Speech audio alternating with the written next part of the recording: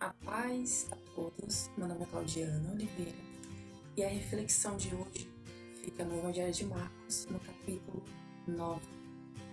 E se tua mão te faz tropeçar, corta-a. Melhor entrar esmaneta na vida do que, tendo as duas mãos, ires para o inferno, para o fogo inextinguível, onde não lhes morre o verme, nem o fogo se apaga. Jesus é bom, maravilhoso, misericordioso e Ele não quer, de maneira alguma, que nenhum de nós venhamos arrancar os nossos membros. Essa força de expressão é só para que nós tenhamos uma ideia do quanto a vida eterna do inferno é ruim. Uma queimadura já dói. Imagine o corpo inteiro queimando durante a vida inteira, um fogo que nunca se apaga. E também para despertar a nossa vigilância em relação aos nossos atos. Ele quer que a gente entenda que, embora o nosso corpo físico, os nossos membros, tendem a agir de forma precipitada e automaticamente programada de acordo com a velha natureza pecaminosa, que é quando nós cometemos um ato e sem perceber, né?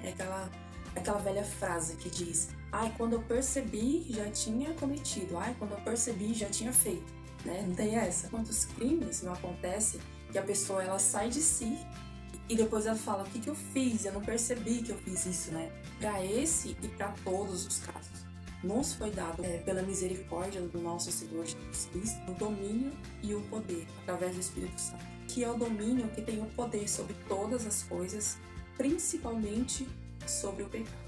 O corpo é uma máquina e a mente o seu volante. Então, toda ação que nós tomamos, ela só se materializa porque um dia ela foi criada na oficina. A mente é a oficina. A imaginação é reino do céu que Deus deixou para nós.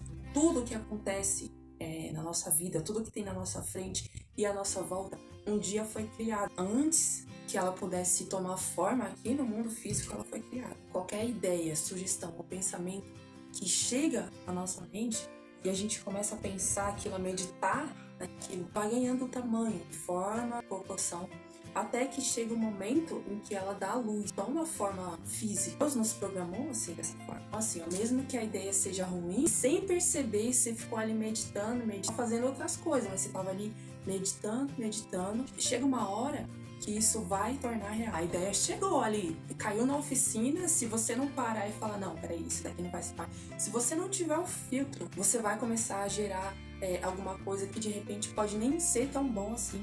Infelizmente, o diabo, ele sabe disso muito mais do que a humanidade. Ele chega, sugere um pensamento, uma ideia, ele dá uma sugestão, só uma sugestão. E aí a pessoa, se ela não tem o filtro, se ela não tem o direcionamento de Deus ali, do Espírito Santo, ela começa a trabalhar naquela sugestão. Às vezes é uma revolta contra alguém. Ele só chegou, sugeriu. Ele sugere e fica de longe olhando. Aí a pessoa fica ali, maquinando, trabalhando, pensando naquilo, alimentando aquela revolta, alimentando aquela ideia. Ele vai vendo aquilo tomando forma. Ele sabe que a mente é a oficina que Deus nos deu, que a mente é o reino do céu, que Deus colocou dentro da gente. E tudo que chegar aqui vai ser criado e um dia vai tomar forma. Não importa o tempo, o diabo ele não se preocupa com o tempo. Ele sabe que uma hora aquilo vai dar fruto, aquilo vai materializar. Então ele fica de longe olhando. Até que aquela ideia cresça, tomar proporção, toma todo o corpo da pessoa, e aí gera o tropeço. Assim que a pessoa cai, aí ela percebe, ela cai em si. E vem o quê? Vem o repreendimento, vem a depressão, vem a tristeza. E aí ela fica se perguntando: como que eu pude fazer isso? Como que eu pude chegar a esse ponto? Né? Eu não me controlei. Como que eu pude não me controlar? Né?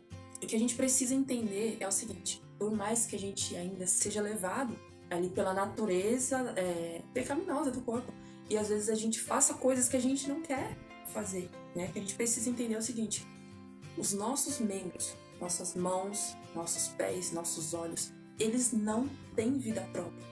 Eles apenas correspondem e obedecem ao comando que foi gerado, mesmo inconscientemente.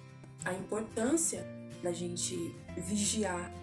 Quando a Bíblia diz assim, ó, vigia, essa palavra é bem conhecida, né? Vigia, irmã, vigia. Principalmente, começando pelo pensamento. Nosso corpo é sempre levado pelo entretenimento, pela distração, né? Não que isso seja ruim, mas a gente só precisa filtrar qual é o entretenimento que vai levar para a vida e o que vai levar para a morte. Porém, esse corpo, ele só tem essa natureza, esse impulso, né? Essa coisa impulsiva do pecado por causa da programação antiga. Então aí é que está a importância da gente se encher da nova programação, da nova vida, da nova natureza, né? Que é através da mente. O apóstolo Paulo fala: E não vos conformeis com esse século, mas transformai-vos pela renovação da vossa mente, para que experimenteis qual seja a boa, agradável e perfeita vontade de Deus. Se a gente tiver a palavra de Deus, se a gente buscar se encher da palavra de Deus, isso cria um filtro, automaticamente cria um filtro. Quando o diabo vem com a sugestão dele, a gente já identifica na hora, o que não provém de Deus. E na mesma hora, é automático, a boca fala sozinha: tá repreendido em nome de Jesus. A Bíblia mesmo fala, né? Se encha da nova natureza. E essa é a nova natureza, o ensinamento através da palavra de Deus. Começa a meditar só em coisas boas, em coisas positivas, coisas que levam à vida, né? Não religiosamente estudar a palavra. Não. A gente sabe que Deus, ele tá em todas as coisas. E a palavra vai direcionando. E a gente meditando naquilo, a gente vai alimentando. E aquilo vai tomando proporção. Até que isso toma o nosso corpo. E tudo que a gente faz é automaticamente através da palavra. É da mesma forma que gera o pecado, é na mesma oficina que é gerada a vida. E o apóstolo Paulo, ele passou também por isso. É escrito em Romanos 7. Porque eu sei que em mim, isto é, na minha carne, não habita bem nenhum. Pois o querer o bem está em mim, porém não o efetuá-lo. Porque não faço o bem que prefiro, mas o mal que não quero, esse faço. Mas se faço o que não quero, já não sou eu quem faz, e sim o pecado que habita em mim. Porque no tocante ao homem interior, tenho prazer na lei de Deus, mas vejo nos meus membros outra lei, que guerreando contra a lei da minha mente, me faz prisioneiro da lei do pecado, que está nos meus membros. Desventurado homem que sou, quem me livrará do corpo dessa morte? Graças a Deus por Jesus Cristo, nosso Senhor. De maneira que eu, de mim mesmo, com a mente, sou escravo da lei de Deus, mas segundo a carne, da lei do pecado.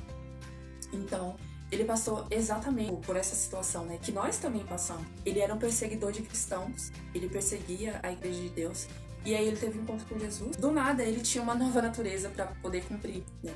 E imagine o que ele não passou, porque ele teve que se adaptar a uma natureza que era completamente contra a dele. Porém, nós sabemos que ele venceu, né? A gente sabe que ele foi um grande homem de Deus e ele escreveu muitos desses livros do Segundo Testamento. Se teve jeito para ele, que era um matador, um devastador de cristão da igreja de Deus, para nós também vai ter jeito. Bom, e continua aquele 49. O título é: Os discípulos, o sal da terra, porque cada um será salgado com fogo. Esse salgado aqui, ele significa purificado. Aí no 50. Bom é o sal, mas se o sal vier a se tornar insípido, como lhe restaurar o sabor? Tende sal em vós mesmos e paz uns com os outros.